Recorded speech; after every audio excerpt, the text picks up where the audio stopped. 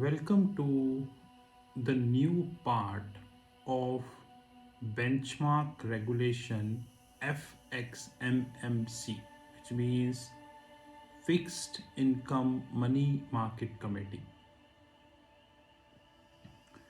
Like I told you that on paper, these institutions who hold FXMMC, which is Fixed Income Money Market Committee, they look like they work for investors. But the hard reality is that their selections are politically motivated. And since their selections are politically motivated, they work for few people. Now, I once again take the reference of this book, which is The Fix. And I did my appropriate study on the Google, and more studies are going on.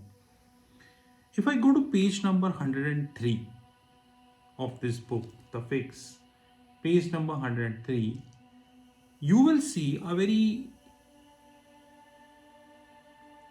different thing. Now, what is that? Which is now in the world, every country is having one enforcement agency.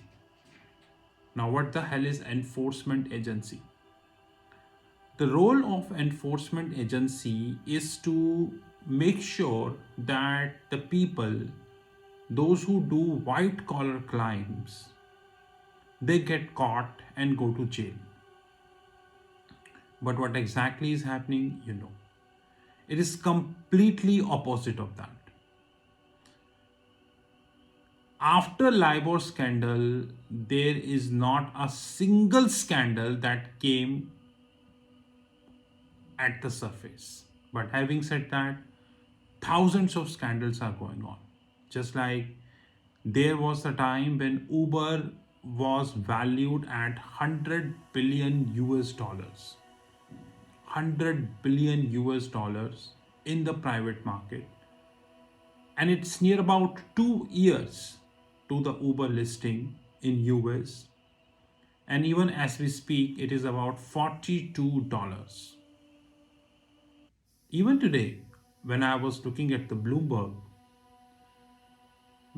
was presenting the gross bookings of Uber rather than presenting the profit, and especially the profit after tax, and more importantly, retained earnings of Bloomberg. But they were not presenting this. They were presenting the gross bookings. Now, let me take you the practical example of the enforcement officer.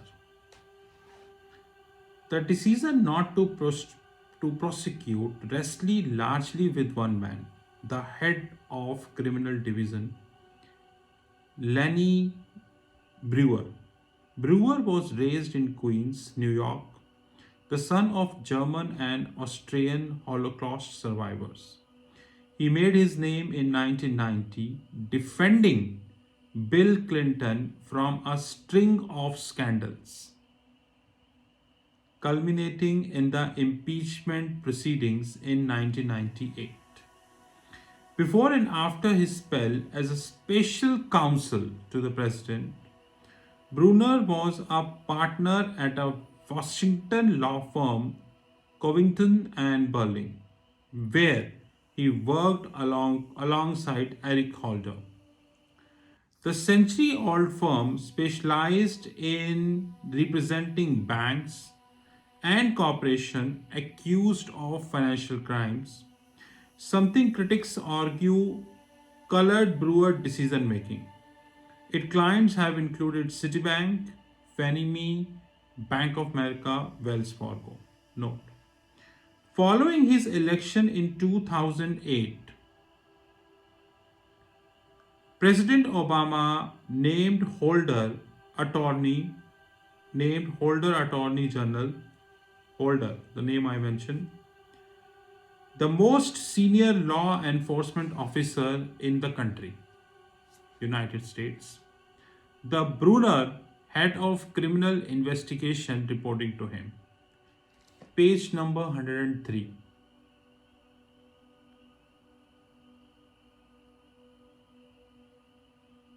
Your selection is completely dependent on your connects. Simple. Billions of dollars of profit were made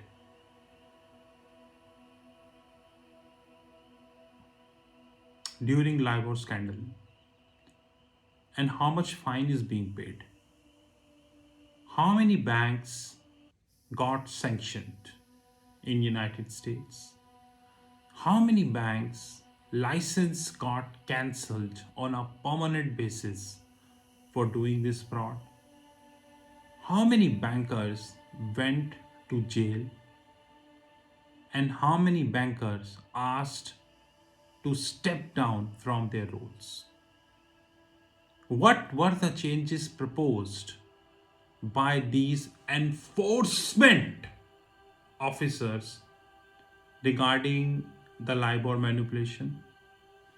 I have shown you the user guide of SOFR by Federal Reserve, which again include the mathematical errors. The moral of the story is very clear and concise that on paper you have FX Money Market Committee. These FX and Money Market Committee comprises of various banks who looks very strong fundamentally, but they are not. When the fraud happens, the same FX and Money Market Committee were not aware, just like in case of British Banking Association, they were completely out of radar what the hell it is going inside the system.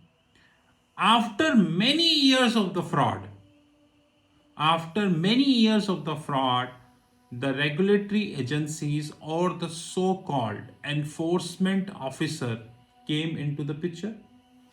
And when they came into the picture, they are being shortlisted because of your connects with the political leaders.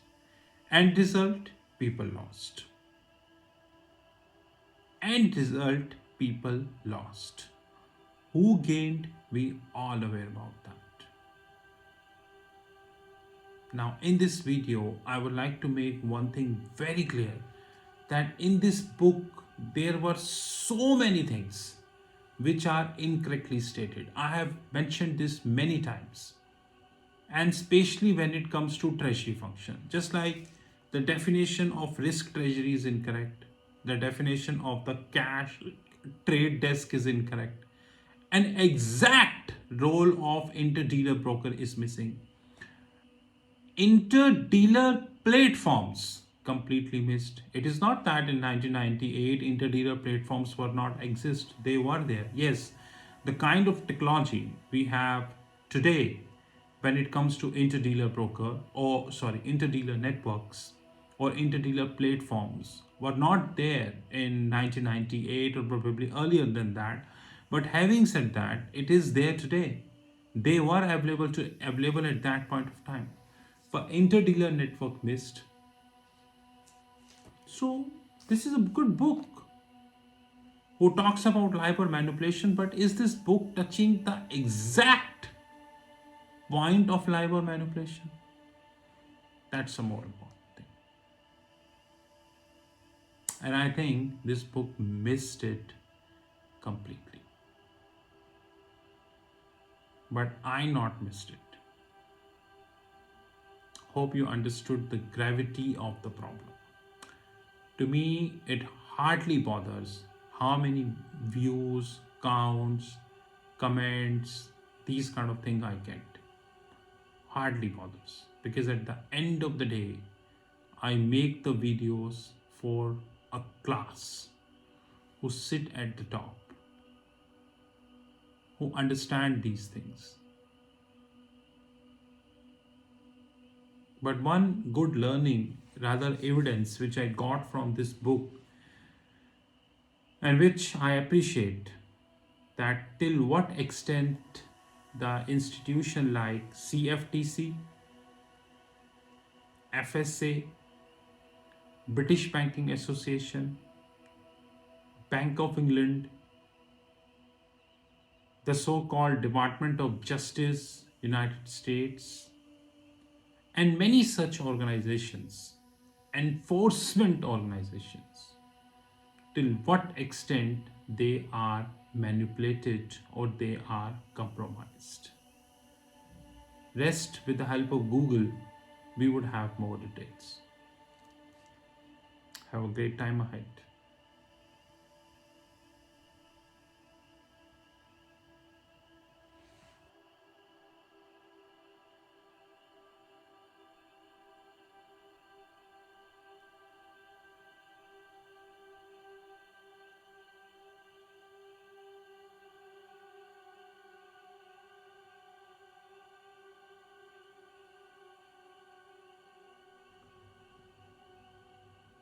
Welcome to part 6 of the video,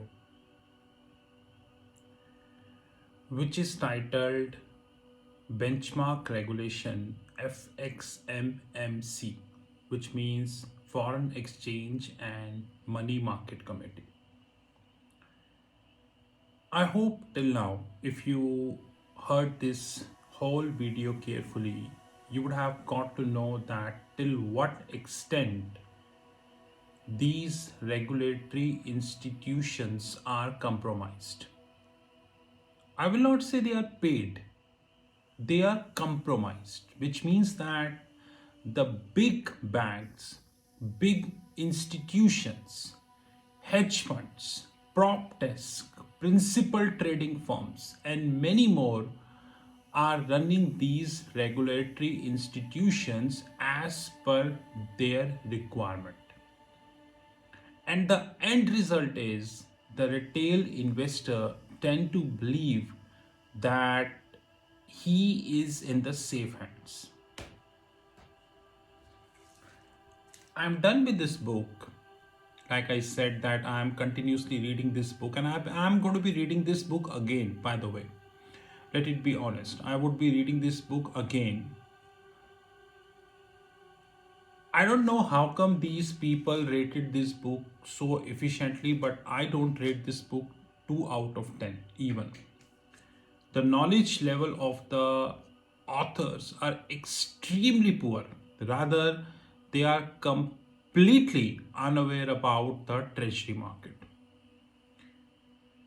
More importantly, in this book, the flow of the LIBOR, how it works from the cash market to the treasury to the IRS desk to the P&L, it completely missed. Rather, the composition of the cash market, because in every bank, like you have JP Morgan, Goldman Sachs, Citi, Barclays, UBS, Deutsche, and all many, the composition of the cash desk is completely different. Though the way the cash desk work in Goldman, the way it is not working, here in JP Morgan.